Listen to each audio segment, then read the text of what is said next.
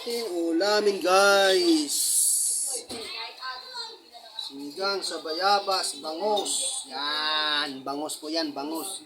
Sinigang na bayabas. Ano mo naman? Kung atin bibirahin. Yan, guys. Kulo-kulo pa, malapit-lapit na yan. Pag nadurog ng bayabas. Okay, guys. Kumain na kayo, nagluto ng mga karels ko dyan ng, ng ulam nyo. Yung pa ay ulam ng ating pananghalian. Sinigang na bangus sa bayabas. Yan po, tingnan yung akin lutuin. Napukuluan pang ating bayabas. Padalambutin pa natin yan. Yan po, yan. Pag lumambot na po yan, saka natin ilalagay, dudurugin natin po yan.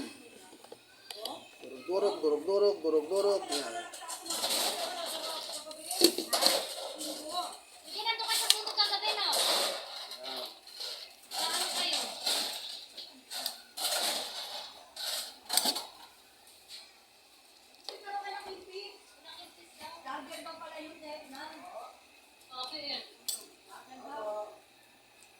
Tapit yan, magandang mga durug yung ating bayabas.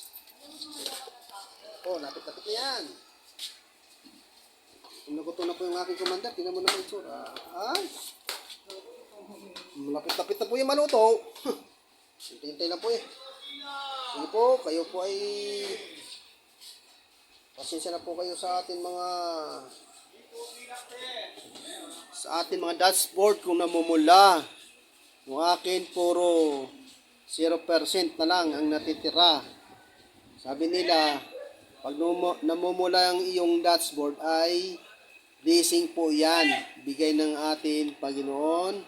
Dahil malapit na ng Pasko. Ang Pasko ay namumula na. Kaya yan ang dapat natin gawin. Mag-reels kahit wala kayong magawa. Sige, bira ng bira. Tayo po ay tumaas ang inyong engagement. Sa inyong mga ads. Yan na pumula yan. Pag pumula yung inyong dashboard, ibig sabihin nun, maswerte kayo. Maswerte kayong mga karels ko. Maswerte at maswerte talaga. Kasi pulang-pula. Di ba?